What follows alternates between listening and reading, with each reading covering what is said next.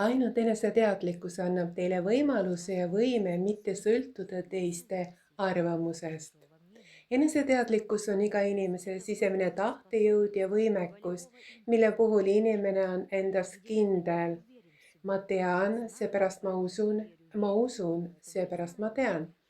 Kui inimene on sisemiselt veendunud oma võimetes, kui tal on piisavalt teadmisi ja avardunud intellekt, kui ta on tõepoolest omandanud tarkuse ja õpib oma elus juba teiste inimeste vigadest, astumata ise samasse ämbrisse, siis just sellisel juhul muutub ta eneseteadlikuks. Isegi kui ta teeb mõne vea, mõistab ta, et ka need vead on vajalikud ja väärtuslikud kogemused, mis aitavad mõista elu õigsust ning inimese evolutsiooni veel sügavamalt ja avaramalt. Teiste arvamusest saab mitte sõltuda inimene, kes õpib elu õigesti tundma. Nagu me täna juba rääkisime, see on enesekindel inimene ja just see enesekindlus suunab inimest edasi evolutsiooni poole. Ei, sõbrad, see ei ole egoism, egoism on midagi muud.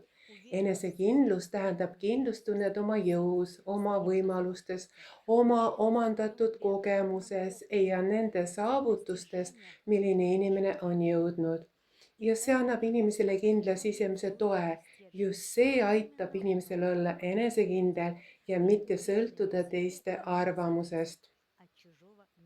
Selline inimene, kelle teadvus on avardunud, mõistab maailma õigesti ja ta mõistab, et kaugeltki mitte kõik inimesed ei pruugi oma arvamustes ja veendumustest olla õiglased.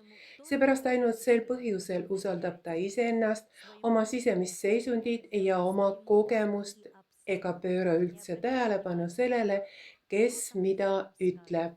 Kuid alati pöörab selline inimene tähelepanu sellele, kelleks ta iseennast peab, mida ta oma selles elus saavutanud on ja kui hästi ta on kohanenud ükskõik millise ühiskondliku keskkonnaga. Ja kui inimene on eneseteadlik ja enesekindel, siis liigub ta alati õigesti oma evolutsiooni teel ega sõltu teiste kaugeltki mitte alati õigest arvamusest. Kõige tähtsam on see, mida teie iseendast arvate, mitte see, mida teised teist räägivad.